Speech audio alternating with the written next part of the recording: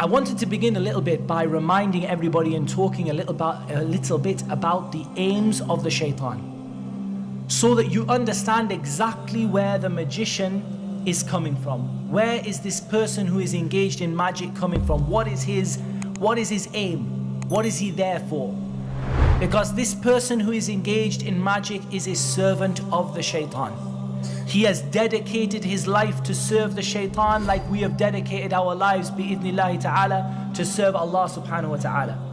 And just like you spend your day thinking about how you are going to serve Allah subhanahu wa ta'ala, and how you are going to dedicate your life to Allah subhanahu wa ta'ala, and how you dedicate your worship to Allah subhanahu wa ta'ala, then this khabith, this la'een alayhi la'natullahi wal malaikati wal nasi ajma'een, this person spends his day thinking about how to serve the shaitan and about how to further the aims of the shaitan on the earth. And we should remind ourselves at this time that Allah subhanahu wa ta'ala has already decreed that their efforts will be in vain, and Allah subhanahu wa ta'ala has told us, Inna kayda shaitani kana da'ifa, the plot of the shaitan is ever weak.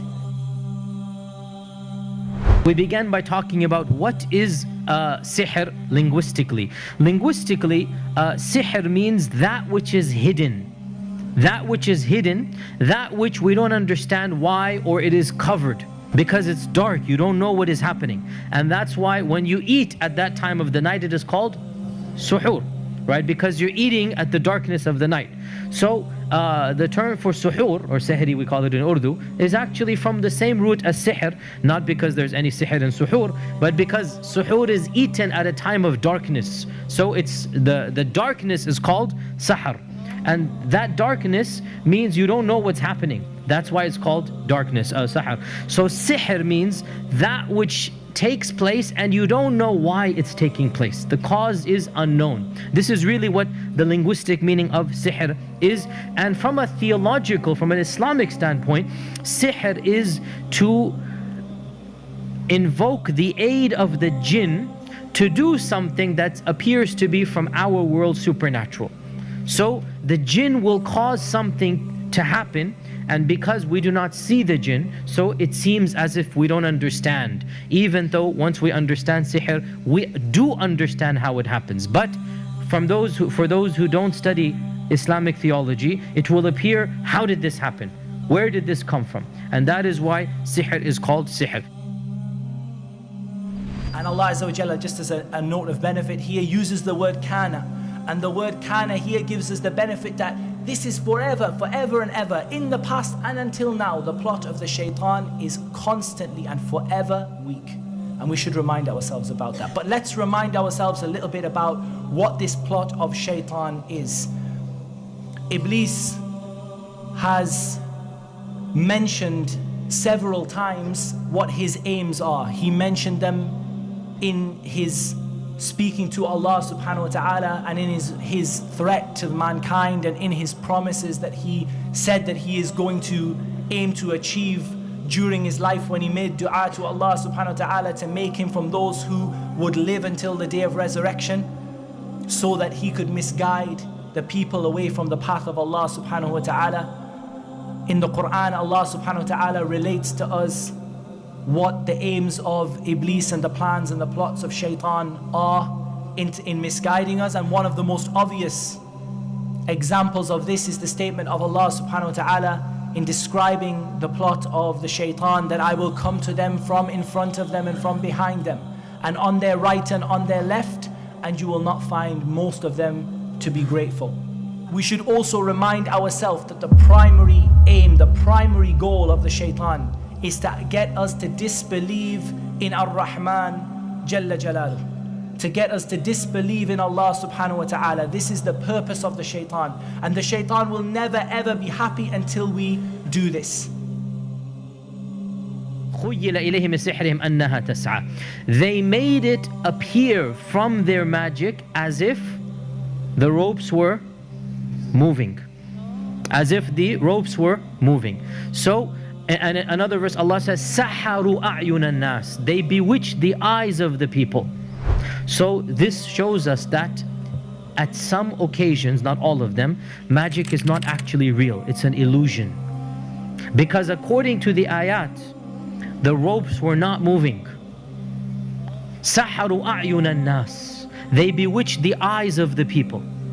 And in another verse, they made it appear through their magic that the ropes were wiggling. And therefore the ropes were not actually wiggling. Remember, what did Musa do? The Musa converted his staff to an actual snake, right? This is what he did, a real live snake. And Fir'aun saw this, and the minister saw this, but these weren't the magicians. The magicians didn't see the initial miracle.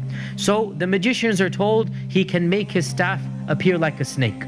So the magician said, no worry, we can do the same as well, don't worry. So the magicians plotted and planned, and the magician said, we can also do this. So they threw their ropes, and they didn't actually forget converting them to snakes. The ropes didn't even move. But the sihr made it appear to the eyes of the people that they had moved. So when Musa saw all of these ropes moving around, he himself became worried. Can I match this or not? فَأَوْجَسَ فِي نَفْسِهِ خِيفَةً مُوسَى. So Musa himself became scared. فَأَوْجَسَ فِي نَفْسِهِ قُلْنَا لَا تَخَفْ إِنَّكَ أَنْتَ الْأَعْلَى. So this shows us that magic is so powerful that perhaps even believers in Allah and prophets can feel trepidation at it. We need to remind ourselves the seriousness of shirk, of associating partners with Allah subhanahu wa ta'ala, of giving something that belongs only to Allah to other than Allah subhanahu wa ta'ala. And as Allah Azza wa Jal tells us, فَقَدْ حَرَّمَ اللَّهُ عَلَيْهِ الْجَنَّةِ. Allah has made Jannah haram for this person. وَمَأْوَاهُ النَّارِ. And his final destination and his eternal resting place is the hellfire. And the shaitan has set out many different ways to achieve his aim. He has set out many different ways and many different means and methods to achieve his aim. He has set out the method of shubuhat, of spreading misguidance and misconceptions and doubts amongst the people.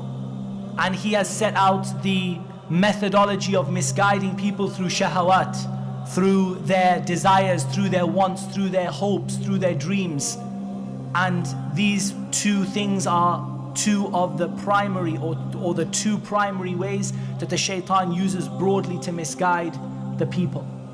And the shaitan has a number of people who are dedicated to helping him, from the jinn and from mankind. As Allah Azza wa Jal says, shayateen al-insi wal-jinn. Shayateen from amongst the men and from amongst the jinn, who are dedicated to helping the shaitan, dedicated to furthering his aims, who have submitted themselves to him and who have joined with him in his goal for all of us to disbelieve and all of us to be from the people of the hellfire. This is the goal of the shaitan.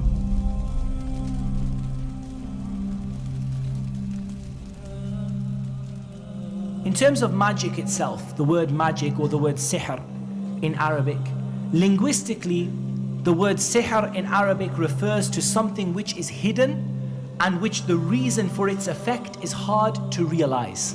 It's hard to find the reason for its effect. This is what linguistically the word sihr means in Arabic. Some of the scholars said magic is to turn somebody away from something, or to turn somebody towards something, to make somebody love someone, or to make somebody hate someone against their will. And as we can see, this is not a comprehensive definition of magic. This is simply describing some of the characteristics or some of the effects of magic. And we find these different definitions amongst the ulama of Islam. Some of them defined magic by describing some of its effects. Some of them defined magic as describing the method that the magician used, and some of them had a more general definition of magic. So this first definition is that magic is to turn somebody away from something, or to turn somebody towards something, to make somebody love someone and to make somebody hate someone, i.e. all of these things against that person's will. Abu Muhammad al-Maqdisi rahimahullah said that magic is spells, incantations, amulets that are blown on, that the magician blows on with his foul breath and his foul spittle, that he blows on these things. And he does so to affect the body, to affect the heart, to affect the mind. And so he kills some and makes them sick, and others he makes their marriage break up. But none of this happens except with the permission of Allah Azza wa Jal. A more comprehensive definition of magic is to say that magic is a contract, an agreement between the magician and the jinn.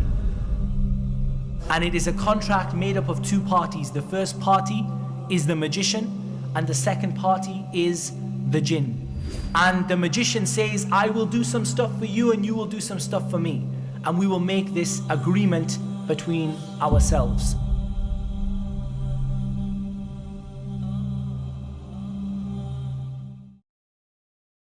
Are you tired of all these annoying ads on YouTube?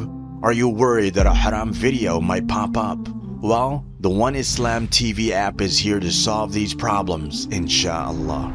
The One Islam TV app is 100% free of any ads and is safe to browse for your peace of mind. Watch or listen to lectures and lessons while you work, rest, or drive with your device switched off. Watch videos on demand or download videos and watch offline. Watch hundreds of high-quality produced Islamic reminders, Quran learning videos, stories of the prophets, and so much more. 2 to 4 new videos uploaded daily, inshallah.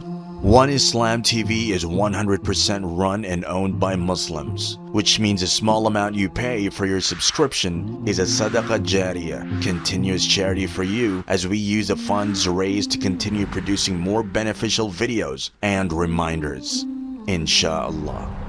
The One Islam TV app is now available on Apple devices, Apple TV, Android devices, Android TV, Amazon Fire TV, and Roku, so you can watch on most devices and smart TVs. Download now for a free 7-day trial. May Allah reward you for supporting our work.